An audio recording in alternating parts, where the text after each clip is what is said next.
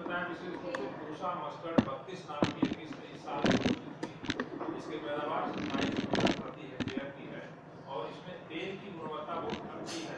दूषित अम्ल जो कि स्वास्थ्य के लिए हानिकारक होता है, सामान्य सरसों में 45% पाया जाता है, लेकिन इसके अंदर इसकी मात्रा 2% से कम होती है, तो स्वास्थ्य के लिए बहुत अच्छा है, वो दी गई है।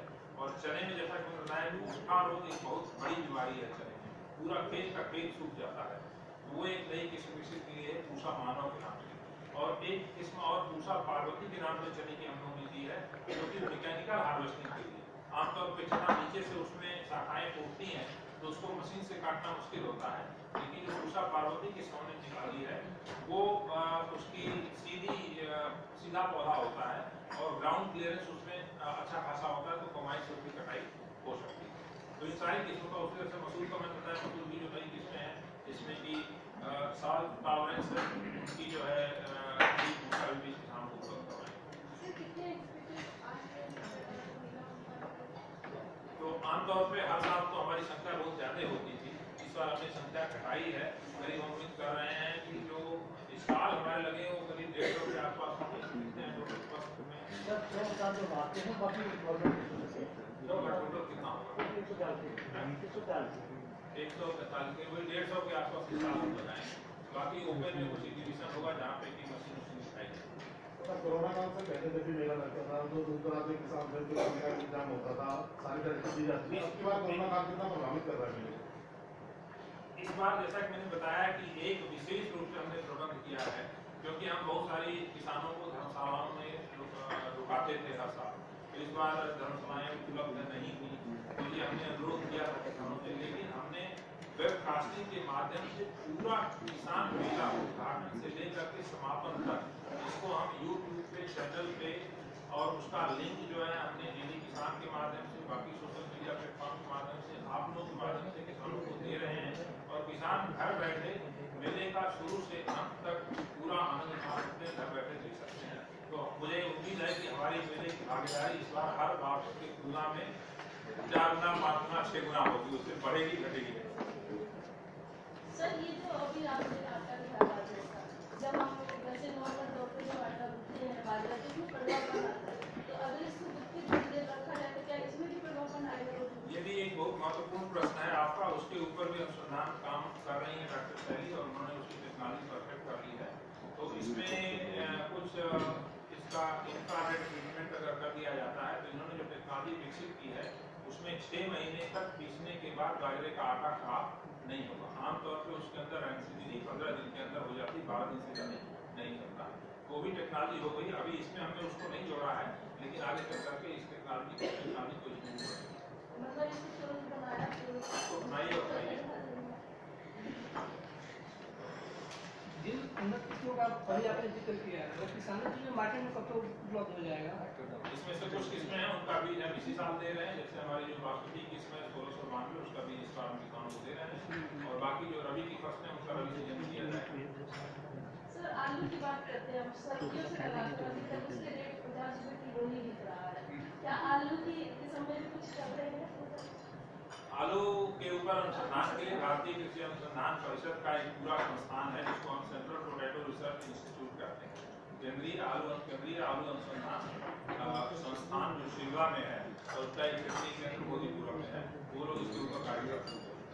और नॉर्थ ईस्टर्न रीजन में हमने जो हमारा एक NES प्रोग्राम है उसमें हम लोगों ने काफी बीज ले जा करके यहाँ से वहाँ पर दिया है, तकनीकी ज्ञान दोनों जगह दिया है। पहले जब आलू हम खरीदते थे मार्केट से तो करीबन 8 दिन तक इसमें खराब नहीं होता था, आजकल क्या होता है 4 दिन में ही आलू में धीरे-धीरे एक कोट से बन जाते हैं, खराब होने लगता है, तो ये क्या कारण है? देखिए जो आप सामान्यतः जब आलू पक जाता है, अगर हम उसको पकने के बाद निकालते हैं तो उसके अंदर 40 से 70 दिन तक सुसुप्त अवस्था रहती है। तो अगर हम पक्के आलू को निकाल के रखते हैं सामान्य घर के तापमान पर भी, तो 40 से 70 दिन तक वो खिसाव नहीं आता है। और जब हम उसको आलू को पक्के आलू को देर से खोलते हैं, देर से निकालते हैं, तो उसका जो सुसुप्त अवस्था का समय है वो पेट में पूरा हो जाता है। जब उसको हम सामान्य अवस्थाओं में घर में रखते हैं तो उसमें अंकुरण हो जाता है। प्याज में आलू में दोनों में ये जैसे कभी कभी की प्याज आप देखते हैं उसका भंडारण कम होता है, 15 दिन 20 दिन के बाद उसमें खराब होना शुरू हो जाता है। तो ये एक उसकी पौधे की अपनी व्यवस्था है, तो इस पर भी काम हो रहा है कि कैसे उसको हम कम कर सकते हैं, उसको बढ़ा सकते हैं। और आलू के अंदर तो काफ़ी सुधार हुआ है इस दिशा में कि आलू को हम कैसे सुधार हो सकते हैं भंडारण के माध्यम से, और कई फसल में रासायनिक का छिड़काव करके और सही अवस्था पे उसको निकाल करके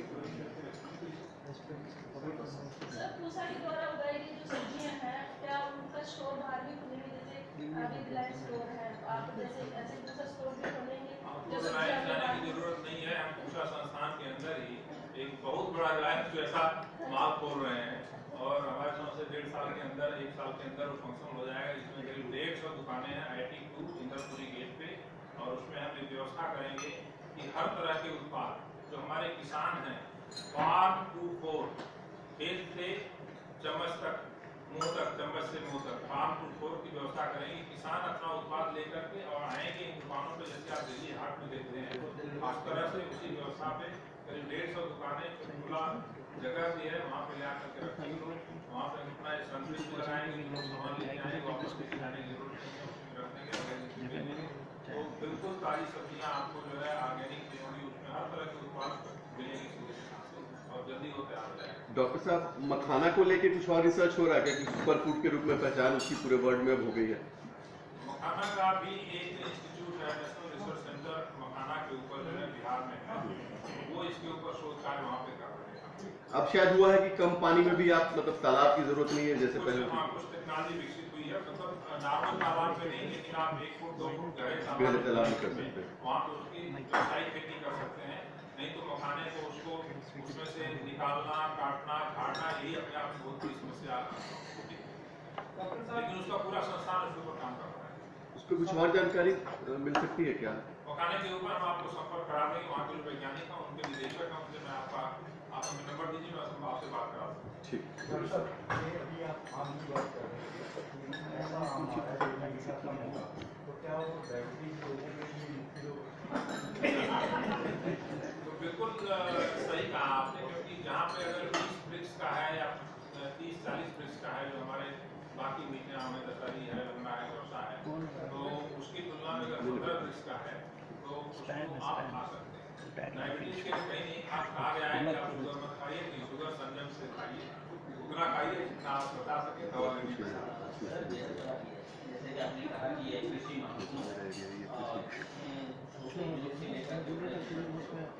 इंजीनियरिंग डिपार्टमेंट लोग उनके का भी रेट कम करने की प्रयास करेगा। सर सभी केमिकल में होम साइंस की भी एक यूनिट होती है, और महिलाओं का भागीदारी जब तक नहीं होता है पूर्ण नहीं माना जाएगा। तो आगे का मेरा सर तीसरा साल है मैं महिलाओं को ये सब कुछ किया जा रहा है, क्या किया जा रहा है, जैसे होम साइंस छोटे जगह में हो रही है, तो क्या दृष्टिकोण से या दिया सोचा जा रहा है? जो हमारा महिला, हालांकि काम कर रहे हैं, छोटे छोटे अचार बना रहे हैं, प्रोसेसिंग में है, लेकिन इनका बृहद पैमाने पोस्ट हार्वेस्ट टेक्नोलॉजी विभाग है, पोस्ट हार्वेस्ट, उसमें हम वैल्यू एडिशन पे, प्रसंस्करण पे बहुत जोर दे रहे हैं। कई सारे उत्पाद बनाए हैं, टेक्नोलॉजी को हमने कमर्शलाइज किया है। उसमें जैसे बाजरे का पफ है, मक्के का जो बायोफोर्टिफाइड मक्का है उसका पफ बनाने का, सोया के जो है नट्स हैं, इस तरह की कई टेक्नोलॉजी हमने विकसित की है। और उसको कुछ जो महिलाएं हमसे कई संस्था जुड़ी हुई हैं, वो उसमें जो IRI की अध्येता किसान भी हैं, जैसे कृष्णा यादव है जो पिकल्स का काम करती हैं, बड़े पैमाने पर करोड़ों में उनका बिजनेस चल रहा है। और कोई पूजा शर्मा है, एक वो उन्होंने अपना बिस्किट का कुकीज का शुरू किया, बहुत बढ़िया उनकी सप्लाई कुकीज की जो है 5 स्टार कुकीज में भी हो रही है। और डॉक्टर शैली काफ़ी इस क्षेत्र में काम कर रही है, और महिला सशक्तिकरण का जो सत्र होगा, तो कुछ अगर आप जोड़ना चाहते हैं इसमें। मैं ये जानना चाहूँगा कि एक ही दो नाम मैं सुन रहा हूँ, कृष्णा जी का और उनका, क्या और 2-4 नाम सुनने को मिले?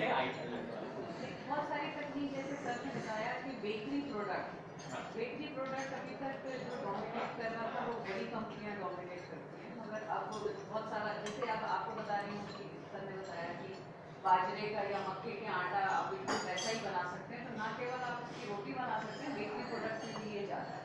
तो अब लोग बहुत हेल्थ कॉन्शियस हो गए हैं पोषण की तरफ। तो बहुत सारी महिलाएं जो हैं जो गांव में उनको ये प्रशिक्षण दिया जा रहा है। हमारा जो एक्सटेंशन डिवीजन है वो दूर और इनको यही दोनों प्रोडक्ट को लेके गांव तक पहुंचाए और इनसे उन्होंने बहुत सारे चीज और बिस्किट बनाए। अब इसको आगे तक ले जाना और अगले वर्ष तक जब आप आएंगे तो शायद ये कोई आगे ले जाने की बात, काम तो बहुत हो रहा है। मैं देखा कि इलाहाबाद के जो नदी किनारे जो घास होती है मुंज से वो बना करके 1000 1200 को वो बेच रही है, लेकिन उनको आगे लाने की जरूरत है। मैं इस पे फोकस करना चाह रहा हूँ कि कैसे आप लोगों जैसे आपकी इसमें सभी को टच किया जाए। बनाएंगे जो आपका जैसे दबा साहब ऐसा करें जो हम इनोवेटिव फार्मर्स जो चुनते हैं हर साल में, तो इनोवेटिव किसान महिला किसान जो है चाहे वो किसान हो या कोई और व्यवसाय जो कर रही है उसमें हम 10 कैटेगरी जैसे 35 में से 10 हम रिजर्व कर दें महिलाओं को। अच्छा आइडिया है इनका जो है, तो उसमें हम इस तरह के लोगों को आगे लेकर के आते हैं। अच्छा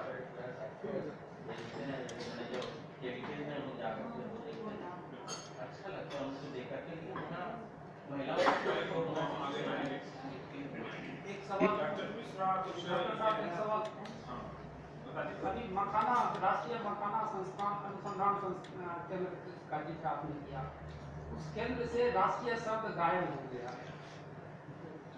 केवल अपना अनुसंधान केंद्र है मखाना अनुसंधान केंद्र।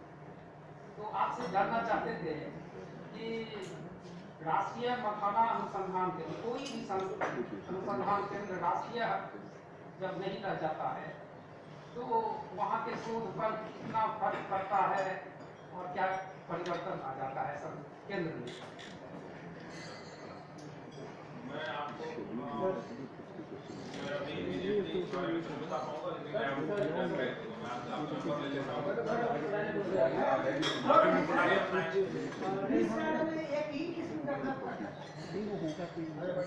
एक्चुअली ये चीजें होगा ऐसा है देखिए, ये जब बात आती है नई किस्मों के विकास की तो कुछ स्पेसीज हम जब ये डिस्क्राइब करते हैं कुछ रिकैल्सिट्रेंट होती है जो कि किसी चीज को रिस्पॉन्स कर रही है, उनमें काम करना बड़ा मुश्किल होता है।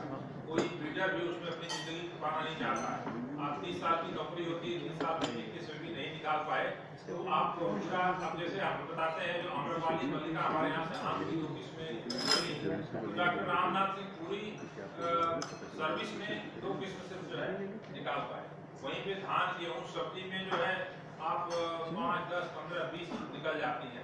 काम भी मुश्किल है, लेकिन निश्चित रूप से जो मुश्किल काम है उसको उसी तरीके से हैंडल करने की आवश्यकता है।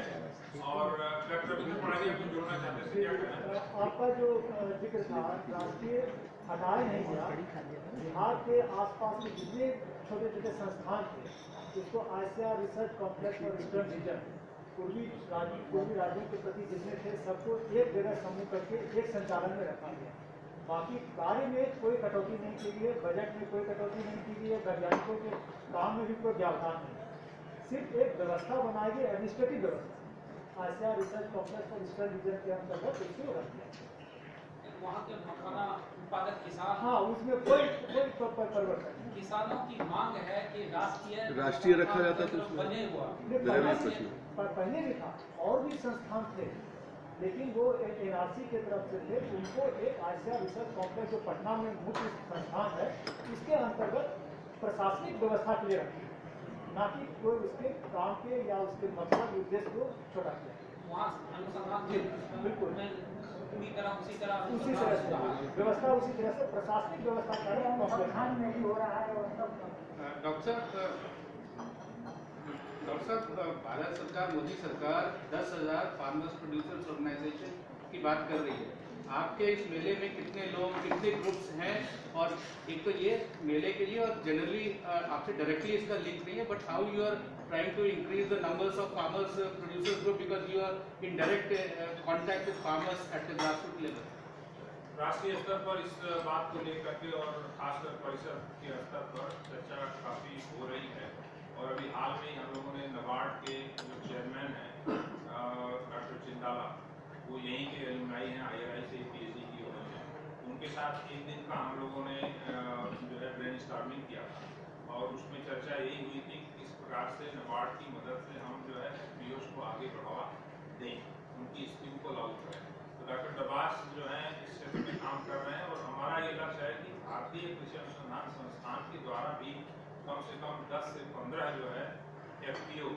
अलग अलग क्षेत्र में, जैसे उसमें ऑर्गेनिक बासमती प्रोडक्शन है, एक FPO, प्रोटेक्टेड कल्टीवेशन के हमारे बहुत सारे किसान हैं राष्ट्रीय राजधानी क्षेत्र दिल्ली में, खासकर राजस्थान में कई एरिया है जहाँ पे भी किसान हमसे डायरेक्ट जुड़े हुए हैं और हमसे टेक्नोलॉजी ले करके वो प्रोटेक्टेड कल्टीवेशन खीरा का, शिमला मिर्च का, टमाटर का कर रहे हैं। तो इनका एक संगठन बना करके, उसी तरह से जो हमारे मशरूम के कई किसान हैं जो टेक्नोलॉजी लेकर के मशरूम का उत्पादन कर रहे हैं, वो भी अपना अपने पसंद कर रहे हैं उनका एक FPO बनाने का। तो इस तरह से करीब 20 के आसपास हम लोगों ने टारगेट किया है और उनको हम अपने स्तर पे, संस्थान के स्तर पे नाबार्ड के साथ जोड़ करके मदद दे करके आगे बढ़ाएं। Sir, this is a suggestion that probably if you initiate some award ceremony on that, that could be very competitive as well as initiative or initiation भी होगा. Probably that could be one of the all India एक business organizations भी इससे जुड़ेंगे और उनको भी एक सम्मान मिलेगा. कोशिश करेंगे, इसके लिए हमको वित्तीय व्यवस्था करनी पड़ेगी, कुछ संस्था हो सकती है जिससे हम अप्रोच करें और वहाँ से अगर फाइनेंशियल अरेंजमेंट कर सकते हैं तो इस तरह का चीज करना संभव है। डॉक्टर साहब नमस्कार सर, इधर संजय अग्रवाल। सर जो आपने अभी बोला है कि आप लोग वो इधर एक प्रेमिसेस में एक रिलायंस टाइप का एक स्टोर बनाएंगे बड़ा, सर अलग से नहीं रिलायंस को नहीं सर, नहीं रिलायंस जैसा सर पूसा का ओरिजिनल अपना भारत का रहेगा सर, भारत का स्टोर अपना रहेगा, तो क्या ये दूसरे स्टेट्स में भी रहेगा और इसमें GST का कोई बेनिफिट मिलेगा? बिकॉज आप लोग का जो प्रोड्यूस इधर पूसा में होता है आप लोग का, तो उसमें क्या will be exempted from GST? अभी तो देखिए एक प्रयोग के तौर पे हम पूसा संस्थान के अंदर ये कृषि हाट के नाम से हम इसको बना रहे हैं और हमारा उद्देश्य यह है कि राष्ट्रीय राजधानी क्षेत्र के अंदर और खासकर दिल्ली में जो लोग रह रहे हैं उनको गाँव से ताजी सब्जी, फल फूल ये सब जो है उनको सीधे किसानों के द्वारा ले आकर के किसान यहाँ पे बेच सकें ताकि किसानों का लाभ बढ़े और लोगों को कम कीमत पे जो बाजार में खरीद रहे हैं उसके तुलना में, मान लीजिए बाजार किसानों को गोभी का रेट जो है 2 रुपए किलो 3 रुपए किलो, बाजार में जो है 25 रुपए 30 रुपए किलो मिल रहा है, तो ये अंतर किस प्रकार से कम हो, दोनों तरफ से थोड़ा नीचे से ऊपर बढ़े और ऊपर वाला थोड़ा नीचे जाए, तो उपभोक्ता की फायदा हो, किसानों को फायदा हो, तो इसलिए हम किसानों को सीधे जोड़ना चाहते हैं। अगर ये मॉडल सफल रहा तो भारतीय कृषि अनुसंधान परिषद के संस्थान 105 है पूरे देश में, तो इसको रेप्लिकेट हर जगह पे किया जा सकता है, वो आगे की बात है, बट अभी अब हम एक प्रयोग के तौर पर इसको शुरुआत कर रहे हैं। धन्यवाद। एक छोटा सा सवाल मेरा, एक छोटा सा सवाल आलू का हुआ था, आलू और प्याज महंगा हो रहा है, आलू बहुत सस्ता हो गया, किसानों को दाम नहीं मिल रहा है और प्याज इतना महंगा हो गया कि उपभोक्ताओं जो है ये जो है, मेरा सवाल है कि हम हॉर्टिकल्चर प्रोडक्ट निर्यात करेंगे, आज पाकिस्तान आलू निर्यात करता है हमसे कम दाम पर, हम नहीं कर पाते, क्या वैरायटी का कुछ है जो कि हम ऐसा बनाएंगे कि जिससे कि हम ही निर्यात कर पाएंगे? तो इसी वैरायटी बनाने के लिए संस्थान आलू में जैसे प्याज की जो बात कही आपने, तो प्याज में सबसे बड़ी समस्या ये रही कि हमारा प्याज का उत्पादन का क्षेत्र जो है सीमित रहा और उसमें ट्रांसपोर्ट करता है, जैसे महाराष्ट्र से प्याज आती है, जब पंजाब में सबसे ज़्यादा खपत जो है प्याज की वो पंजाब में होती है और उत्पादन यहाँ पे नहीं होता है, तो खरीफ में प्याज की खेती का विविधीकरण जो है बड़े पैमाने पर किया गया और आज अगर आप पूर्वी उत्तर प्रदेश में जाए, मिर्जापुर में, बनारस में, वहाँ पे खरीफ में ऑनियन की खेती बड़े पैमाने पर शुरू हुई है, तो उससे जो है एक तो दाम में स्टेबिलिटी आई, किसानों का लाभ भी उससे बढ़ा है। पाकिस्तान की बात आप कर रहे हैं आलू के क्षेत्र में, उसके बारे में बहुत ज़्यादा इस समय नहीं बता सकता हूँ, लेकिन मैं ये जरूर पूरे विश्वास के साथ कह सकता हूँ कि भारत में आलू के ऊपर अनुसंधान का जो स्तर है वो विश्व में किसी भी देश से बहुत अच्छा है। इतनी बड़ी व्यवस्था, इतने अच्छे संस्थान और इतने ज्यादा वैज्ञानिक और कहीं पे नहीं है। प्रसंस्करण की बात है कि आलू की कुछ किस्में जो कि हमें चिप्स बनाने के लिए और बाकी उपयोग के लिए यूज होती हैं, उस तरह की किस्में हमारे पास अभी इतनी ज्यादा नहीं थी, लेकिन अब चिप्सोना 1, चिप्सोना 2 ये किस्में आई हैं जो चिप्स बनाने के लिए उपयुक्त पाई गई हैं और वो धीरे धीरे उनकी खेती बढ़ रही है। और आलू की खेती में जैसे किसान को ये भी देखना है कि जब सब किसान आलू लगा रहे हैं, या हमको आलू क्या पकी फसल ही लेनी है या कच्चा आलू, जैसे बहुत सारे किसान जो हमसे प्रत्यक्ष रूप से जुड़े हुए हैं, वो धान लगाते हैं, बासमती धान आदि काटते हैं, आलू लगाते हैं, आलू दिसंबर के महीने में खोद करके बेच देते हैं, और उसके बाद फिर जो है वो प्याज लगा देते हैं या सूरजमुखी लगा देते हैं। तो 3 फसलें जब एक साथ होती हैं धान गेहूँ के बजाय, तो उनकी आमदनी सीधे जो है बढ़ जाती है। और इस तरह का प्रयोग बहुत सारे किसान कर रहे हैं, और उनका जो है लाभ करीब 4 लाख रुपये प्रति हेक्टेयर का शुद्ध लाभ जाता है, जब वो चाहे धान के बाद आलू करते हैं, आलू के बाद मिर्च करते हैं, या धान के बाद आलू लगाए, आलू के बाद प्याज लगाए या सूरजमुखी लगाए। तो इस फसल चक्र में फायदा काफी हो रहा है। अभी जो आलू का दाम गिरा है उसका क्या ये कारण तो नहीं है कि अभी स्टोर में नहीं जा रहा है आलू, क्योंकि ये स्टोर में जाने वक्त लायक अभी की फसल नहीं है, ये तो नया आलू जो खुदता है वो तो इसलिए खुदाई होती है उसको सीधे बाजार में बेचना होता है, लेकिन वो होता है नवंबर दिसंबर। अब तो करीब अभी जो है आपका मार्च के महीने में जो है पूरी तरह से जो है पक जाएगा, जो कि पका हुआ आलू भंडारण के लिए फिर लेकर के जाएगा।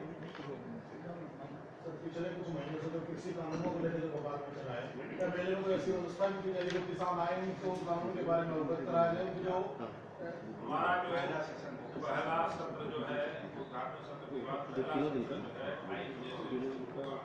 उस सत्र में हम इसी बात के ऊपर एग्रीकल्चर रिफॉर्म्स के ऊपर चर्चा करेंगे। उसमें हमारे कुछ जो है प्रगतिशील किसान हैं, कुछ नीति निर्धारक हैं, और उस सेशन की अध्यक्षता जो है प्रोफेसर RBC जो किसान आयोग के सदस्य रहे, जिनकी देखरेख में ये स्वामीनाथन आयोग की रिपोर्ट तैयार की गई थी, वो उस सत्र की अध्यक्षता करेंगे। इसके ऊपर हम चर्चा करेंगे और इसकी पूरी जानकारी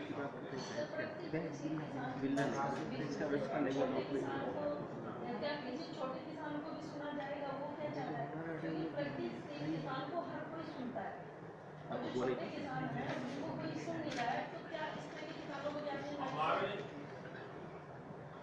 हमारे जितने किसान जो आज प्रगतिशील किसान बने हुए हैं, आज से 5 साल पहले उनको कोई नहीं जानता था, और ऐसे कम से कम 1000 किसानों का नाम और फोन नंबर मैं आपको अपने फोन में दिखा सकता हूँ, जो कि कोई नहीं जानता था, और आज जो है उन्होंने अपनी पहचान पूरे क्षेत्र में बना ली है।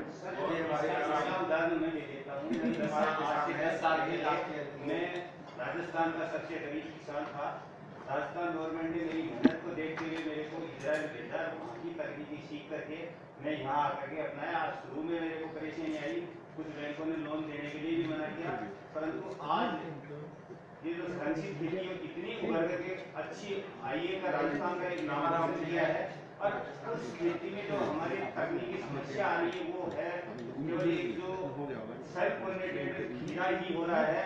जैसे हम खीरे की जगह स्ट्रॉबेरी भी लगा सकते हैं, हम तोरई भी कर सकते हैं, करेला भी कर सकते हैं, या तो कोई ऐसा सेल्फ पॉलिनेटेड बीज हो, या फिर हमारे को जो इजराइल में बताया गया था बम्बलबी मधुमक्खी, जो हम 10 साल से इंतजार कर रहे हैं, अभी तक वो उपलब्ध नहीं हुआ। ये मौका मिला आपके पास में आने का।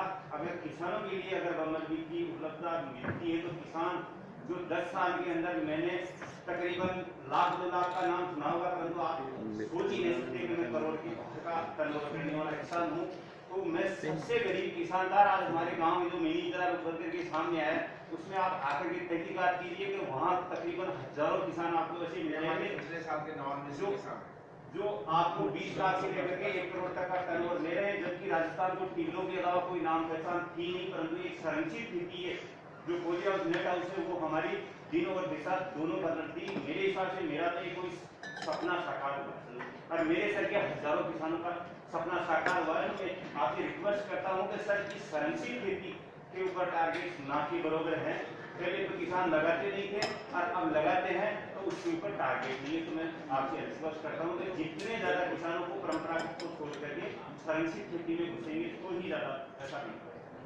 एक तो इसमें आपको बताना चाहूँगा कि हमारे संस्थान के द्वारा जो है खीरे की एक कार्पिक किस्म विकसित की, वो उसको विमोचित भी कर दिया गया है, और उसका बीज हम आपको उपलब्ध करवाएंगे। उसको आगे देखिए बासमती कार्पिक है, और संस्थान के द्वारा विकसित की है, रेट भी उसका कम है, और उसमें पॉलिनेशन की समस्या जो है नहीं है। अपने आप बिना पॉलिनेशन के तो वो हो जाएगा, उसको दिक्कत जाएगी। हमारे साथ डॉक्टर नीरू भूषण भी हैं, जो कि हमारी जो कमर्शलाइजेशन यूनिट है उसको देखती हैं, और महिलाओं को के सशक्तिकरण के क्षेत्र में इन्होंने उद्यमिता विकास में बहुत काम किया है, बहुत सारे स्टार्टअप शुरू करवाए हैं और 150 से अधिक, उसमें कई स्टार्टअप ऐसे हैं जो महिलाओं के द्वारा ही चलाए जा रहे हैं अलग अलग क्षेत्रों में। अगर डॉक्टर नीरू कुछ आप 2-4 महिलाओं के बारे में जो स्टार्टअप है उसके बारे में कुछ बताना चाहें। जैसा कि आपका प्रश्न था कि महिलाओं के सशक्तिकरण के लिए का विकास किया गया है, इसमें मैं कुछ राष्ट्रीय नाम लेना चाहूँगी जो कि तकनीकी रूप से भी काफ़ी सशक्त है और उन्होंने अपना योगदान इसमें अपने स्टार्टअप्स को यहाँ पे काम दिया है और वो फार्मर्स की बहुत मदद होगी। इसमें एक महिला उद्यमी है डॉक्टर रेखा, उन्होंने अपनी कंपनी भारत ब्रांड के नाम से बनाई है। थोड़ा जोर से बोलेंगे क्या प्लीज? माइक नहीं चल रहा है आपका, माइक ऑन कर दीजिए मैडम।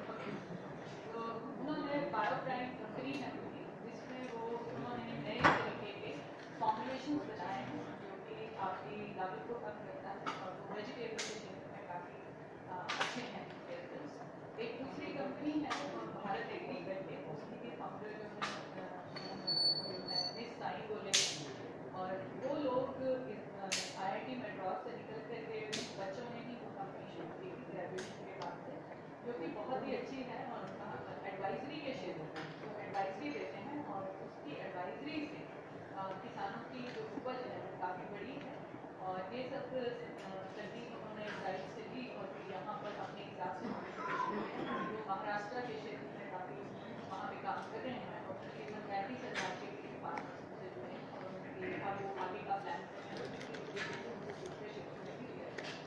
तीसरी एक महिला उद्यमी और है ली पैरा के नाम से मिस श्वेता शर्मा, तो उसने मोरिंगा से जो आप कहते हैं वो टीम लाइन है, दूसरा एक ही है तो टीम की बहुत अच्छी नहीं लगती है, तो मैं बड़ी टेस्टी टीम लाना चाहती हूँ। तो उसी में मोरिंगा की टीम लाइन है जो वाकई में ही काफ़ी अच्छी है, आपको मेले में आपको स्टॉल उपलब्ध रहेगी तो आप देख सकते हैं। चौथा जो नाम एकदम से मेरे दिमाग में आ रहा है वो एक्समैटिक सोल्यूशन राशि वर्मा है। उन्होंने जैसे प्रिसिजन एग्रीकल्चर के क्षेत्र में नई तकनीकें विकसित की हैं जिससे भी किसान की लागत कम होती है। तो आप मैंने जैसे 4-5 वेराइटीज बताई, तो आप देख सकते हैं कि महिला जो सशक्तिकरण है वो किस तरीके से है और वो कृषि के हर क्षेत्र में अपना योगदान दे रहे हैं। इसी तरीके से काफ़ी और नाम भी हैं। एक लड़की है हरिप्रिया करके, तो वो एवोकेयर के नाम से जो एक ऑटिज्म एनालिसिस एक मशरूम जो हिमालय क्षेत्र में होती है और जिसके काफ़ी बूस्टर के इसके बेनिफिट्स हैं, तो उसने उसका टिश्यू कल्चर की तकनीक विकसित की है और वो अपने घर में ही उसने अपनी एक लैब बनाई है और उसमें वो उपज करती है उसका भी व्यापार करती है। तो इस तरीके से काफ़ी महिला उद्यमी हैं जो आगे आ रहे हैं और जिसको हम अपने प्रोग्राम के अंतर्गत उनको हम थैंक यू। तो अब इसके बाद मैं जो है थोड़ा एक का माइक्रोग्रीन का भी बता दें। एक और नई जो है हम लोगों ने शुरुआत की है वो आप ये देखिए, ये इस टेक्नोलॉजी को माइक्रोग्रीन बोलते हैं। इसमें बहुत तरह की हम फसलें ले सकते हैं, जिसमें दलहनी फसलें हैं, कुछ जो है इसमें कृषि पेरी फैमिली जो है उसमें आपका सब्जियाँ हो सकता है, मूली हो सकती है, इन सब चीज़ों को हम लगाते हैं। इसको माइक्रोग्रीन इसलिए कहते हैं कि इनकी जो बीज जब उगता है इसी ट्रे के अंदर एक किट बनाई गई है। इस किट के अंदर एक प्लास्टिक की ट्रे है और उसके अंदर ये जो है मिट्टी तो क्या कहें, इसका एक मीडियम है लगाने का और बीज भी इसके अंदर रखा हुआ है। तो कोई भी आदमी इसको लेकर के अपने घर पे किचन में बाहर घर के बाहर रख लीजिए और माइक्रोग्रीन के अंदर जो न्यूट्रिशन होता है, चाहे वो आयरन हो, जिंक हो, बाकी पोषक तत्व हो, उनकी मात्रा जो है 3 गुनी 4 गुनी हो जाती है। अगर सामान्य स्प्राउट खाएं और स्प्राउट की तुलना, जैसे मान लीजिए स्प्राउट आप मसूर का लेते हैं या मूंग का लेते हैं, चने का लेते हैं और उसके जो है माइक्रोग्रीन लेते हैं इसका जो है, तो इसमें न्यूट्रिशन की वैल्यू जो है 3 गुना हो जाती है। तो इसलिए माइक्रोग्रीन अगर डेली आप खाएं, कितनी मात्रा, 5 ग्राम है 10 ग्राम, 5 ग्राम प्रतिदिन अगर खाएं तो आपको फिर विटामिन ई के लिए टैबलेट, आयरन के लिए टैबलेट, जिंक के लिए टैबलेट, जिंकोविट, ये सब लेने की जरूरत नहीं है। जब कोरोना में जिंकोविट बहुत चला, उसका सारा समाधान है और इसको आप घर में रखे कर सकते हैं, कुछ नहीं करना है। इसको ट्रे निकालिए प्लास्टिक का, उसमें जो मीडियम वर्मिकुलाइट का वो डालिए, बीज को डालिए, ऊपर थोड़ा सा उसको गीला करिए, थोड़ा सा हल्का ढकिए और इसके अंदर जो है 12 दिन के अंदर ये पूरा आपका तैयार हो जाता है। और इसको आप ऊपर से कट करके इसको बिस्किट के ऊपर रख के खा सकते हैं, उसमें चीज लगा लीजिए, उसके साथ खा लीजिए, सलाद के अंदर डाल दीजिए, तो किसी भी तरह से इसको खा सकते हैं। ये 12 दिन के बाद दोबारा यूज कर सकते हैं इसको? ये इसमें कुछ आती हैं किसमें जो कि मल्टी कट है, तो मल्टी कट का भी हम कभी कर रहे हैं। ये वाली जो है ये सिंगल कट है, एक बार में खत्म हो जाएगी, दोबारा आपको स्विंग करना पड़ेगा। ट्रे को आप स्टरलाइज करके दोबारा यूज कर सकते हैं, इसमें कोई दिक्कत नहीं। वर्मिकुलाइट जो इसके अंदर है उसको भी स्टरलाइज करके दोबारा उसी को यूज कर सकते हो, खराब नहीं होता उसके। ये पौधों की जो ग्रोथ होती है, ये जो बीज के अंदर पोषक तत्व होते हैं उसी से अंकुरण होता है, वही इसको भोजन देता है और इसके बाद फिर जब हरा हो जाता है तो थोड़ी रोशनी होगी, उसमें प्रकाश संश्लेषण के द्वारा भोजन ये बन जाता है। ये बाजार में उपलब्ध है खरीदने के लिए? हमने अपनी एक किट बनाई है, इस किट को हम देना शुरू कर रहे हैं, बाजार में उपलब्ध है। दूसरा जो शुरुआत हम कर रहे हैं सर, इसमें लेट्यूस भी उगा सकते हैं? लेट्यूस भी चल सकता है, कितनी वैरायटी? कई है, कई सारी चीजें हैं इसमें, जैसे शलजम है, मूली है, सरसों है, लेट्यूस है, मूंग है, चना है, मसूर है, ये सब सारी चीजों की बना सकते हैं माइक्रोवेव में। कितनी अभी आप गेहूं की बना सकते हैं। अभी कितनी रेडी हो गई अपने यहाँ पे? नहीं, ये तो तैयार है। इसमें किट तो हम जो हमारी सामान्य किस्में है, इसमें एक ही चीज है कि कोई संकर बीज का आपको माइक्रोग्रीन नहीं बनाना है, संकर बीज बहुत महंगा आता है, तो कोई भी सामान्य किस्म जो है उससे हम इसको बना सकते हैं। कोई भी किस्म जो है मसूर की, मूंग की, हमारे यहाँ जितनी किस्में विकसित हुई हैं सबका हम माइक्रोग्रीन बना करके इसके ऊपर हम शोध कर रहे हैं। जितनी हमारी किस्में हैं उनका पहले हम मूल्यांकन कर रहे हैं कि इसके अंदर सबसे ज्यादा बायोमास कम दिन के अंदर हो जाता है, इसके अंदर न्यूट्रिशन सबसे ज्यादा आता है, तो उस तरह की किस्मों को आगे फिर हम इसके लिए उसकी संस्तुति करेंगे। ठीक है, उसके ऊपर शोध कार्य चल रहा है, विशेष प्रयोजन। बहुत अच्छा है, मैं 2 सालों से खा भी रहा हूं। अब मैं हमारे जो अग्रवाल साहब हैं, जो कि हमारा पूसा सन फार्म फ्री है, उसका हम आज एक टेक्नोलॉजी हस्तांतरण कर रहे हैं। इस टेक्नोलॉजी को हमने लाइसेंसिंग के लिए अपनी लाइसेंसिंग यूनिट से प्रपोज किया था। इसकी फीस जो है हमने करीब 6.25 लाख रुपए वन टाइम लाइसेंसिंग फी है और 2% रॉयल्टी है। जितनी यूनिट बिकेगी उसके ऊपर 2% रॉयल्टी संस्थान को आएगी और उससे फिर जो है संस्थान को और अच्छा काम करने में मदद मिलेगी और जो वैज्ञानिक काम कर रहे हैं उनको इससे मिलेगा इसका। और ये जो कंपनी है जिसको हम लोग अभी एमओयू करने जा रहे हैं वो SMD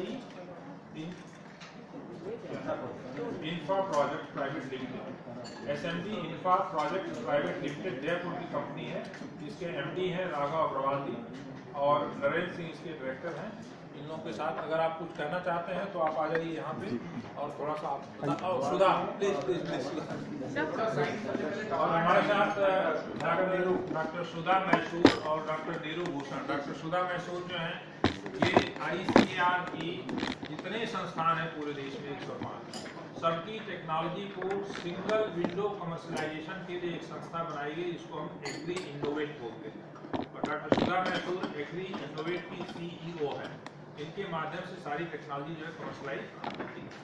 इसी तरह से हर संस्थान के लेवल पर एक इंस्टीट्यूट टेक्नोलॉजी मैनेजमेंट यूनिट होती है, तो उस यूनिट में हमारे यहाँ जो है और एक जोनल टेक्नोलॉजी डेवलपमेंट सेल होता है, उसमें हमारे डॉक्टर नीरू भूषण है उसकी इंचार्ज। और हम लोगों की आपस में अंडरस्टैंडिंग है एग्री इनोवेट के साथ कि जो टेक्नोलॉजी 1 लाख रुपए तक की है उसको हम संस्थान के लेवल पर कमर्शलाइज करते हैं, जो 1 लाख से ऊपर की है उसको डॉक्टर सुधा अपने यहाँ से कमर्शलाइज करती है।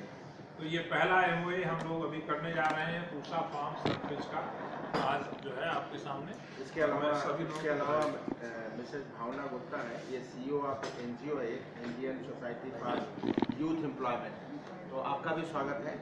और खेमाराम जी ऐसे किसान हैं जिन्होंने अपनी बात बताई, ये इस टेक्नोलॉजी को ये बनाएंगे, खेमाराम जी अपने खेत पर खरीदेंगे, लगाएंगे। इसी तरीके से कई सालों से इंतजार था, कई सालों से। तो ये आपको पत्रकारों के लिए, भाइयों बहनों के लिए ये है कि ये टेक्नोलॉजी हम लोग जो आप किसान, छोटे किसान की बात कर रहे हैं, ये छोटे किसान का इस प्रोजेक्ट में नहीं है कि छोटे किसान के लिए बनाना है। और अजमेर में और राजस्थान में गांव में किसानों के जहाँ ये टेक्नोलॉजी लगाई गई, ये लोग वहीं देखे टेक्नोलॉजी को, फिर यहाँ आए, निदेशक महोदय से बात की, हमसे बात की कि हम इस टेक्नोलॉजी को, अब जो अग्रवाल जी हैं जो इनका SND प्रोजेक्ट है, इसका इन्होंने सोलर पंप्स को राजस्थान में बहुत बढ़ाया है। तो अब सोलर पंप और सोलर फ्रिज इस सबको कंबाइन कर करके इनके बढ़ा देगा। तो हमें पूर्ण विश्वास है क्योंकि इनका अनुभव इस एरिया में है, इस टेक्नोलॉजी को आगे बढ़ाने में राजस्थान में नहीं पूरे देश में इनका सहयोग है। और मैं सभी लोग जितने इसमें और निदेशक महोदय का इसमें बहुत बड़ा गाइडेंस था और 10 दिन में हम लोगों ने वहाँ बनाया है, तो सभी लोग आकर के देखिएगा उस टेक्नोलॉजी। सर आप बैठ, सर आप बैठ, आप लोग बैठ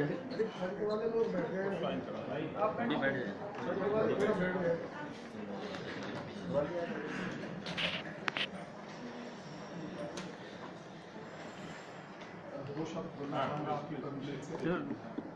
जोशी साहब का अभिवादन, सुब्रमण्यम साहब का, डॉक्टर सुधा, जोशी और आप सभी लोगों का बहुत बहुत अभिवादन। आज ये बिल्कुल एक बहुत ही हर्ष का विषय है और आप ये समझिए कि ये दुनिया में एक बिल्कुल नई चीज़ होने लगी है। मैं सोलर पंप के प्रोग्राम से करीब 11 साल से जुड़ा हुआ हूँ और मेरे साथ खेमाराम जी हैं। ये राजस्थान में पंप लगवाने वाले पहले किसान हैं। पंप लगवाने वाले 2012-13 की बात कर रहा हूँ और ये गेहूँ और धान की खेती करते थे और जैसा कि इन्होंने बताया अपने विषय में, आज ये इनका समझिए जो इन्होंने प्रैक्टिकल कल्टीवेशन किया, खीरा बोया, उसके साथ टमाटर वगैरह, जो इनकी जो ग्रोथ हुई है उसका मेन है कि ये वाटर सिक्योरिटी, ये ग्रिड की बिजली पर डिपेंडेंट है ही नहीं जब इन्होंने सोलर पंप लगाया और इन्होंने अपने यहाँ से बिजली का कनेक्शन तक कटवा दिया। तो इस विषय में ये थोड़ा और डिटेल में बताएंगे इन्होंने क्या किया। तो आज ये समझिए कि ना सिर्फ टेक्नोलॉजी ट्रांसफर हो रही है बल्कि ये 100% लगने के लिए खेमाराम जी पहले किसान हैं जिन्होंने बोला कि जी हम इसको तुरंत लगाएंगे इसके अंदर। तो ये चीज़ हमें आगे लेके जानी है और ये टेक्नोलॉजी में जैसे मैंने कहा मैं 7-8 साल से जुड़ा हूँ। मैं स्वयं मिशिगन स्टेट यूनिवर्सिटी गया था और वहाँ पर इसकी शुरुआत हुई थी और डॉक्टर नीरू उस वक्त जब हम लोगों ने लेक्चर दिया था तो डॉक्टर नीरू 2013 में वहाँ सामने थी, सौभाग्य की बात है। तो ये एक ऐसा है कि अगर किसान का, जैसे डॉक्टर साहब ने पहले कहा कि 40% जो फ्रूट, वेजिटेबल, पेरिशेबल गुड्स हैं, फ्लावर्स हैं, ये वेस्ट हो जाता है। अगर हम उसमें से थोड़ा सा भी बचा पाएंगे तो ये देश के लिए ये बहुत बड़ी बात है। तो जैसे कि छोटे किसान हैं, अंगूर की खेती है, केले की खेती है, तो साउथ में जहाँ पर टेम्परेचर हमेशा ही ज़्यादा होता है या वेस्टर्न रीजन में, वहाँ के लिए ये बूंद है। तो ये जैसा अभी बताया कि ये सैंपल, लाइव सैंपल ऑलरेडी मेला ग्राउंड में लगा हुआ है और डॉक्टर साहब ने भी रिक्वेस्ट करी, मैं खुद भी रिक्वेस्ट कर रहा हूँ, आप लोग उसको ज़रूर देखें और आप लोगों के माध्यम से जिन किसानों को जा सकता है वो जाए।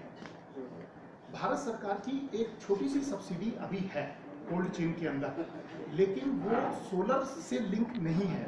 तो उस विषय पे हम लोगों को मिलकर थोड़ा काम करना है, आप लोगों का भी सहयोग चाहिए। और हमारे मित्र बैठे हुए हैं चंद्रमोहन जी, जो कि सोलर पंप की इन्होंने कवरेज करी है, खेमाराम जी के खेत में जाते हैं, शायद ये भी कुछ बता पाएंगे जो कि आपका अपना एक्सपीरियंस रहा है उस विजिट में। और कम से कम वहाँ पे 100-200 किसानों को एक पंचायत करी गई थी और इन्होंने सबको देखा कि वो कैसे कैसे बदलाव आया है इसके अंदर। तो मैं समझता हूँ कि आज ये नई चीज एक नई दिशा में और बहुत आगे तक जाएगी। Doctor sir, is this the only license, that one product one license, or it could be given to anybody who comes? Non-exclusive.